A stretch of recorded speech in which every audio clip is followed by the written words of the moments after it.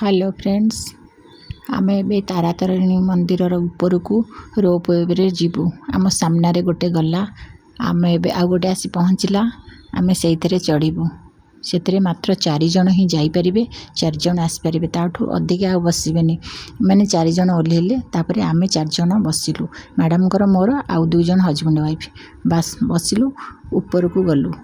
जीवा बाटर बहुत स्लो नौले, जानी कहीं एत स्लो तो नौले, फिर भी डर लगु नाला कहीं बहुत स्लो ही नौले।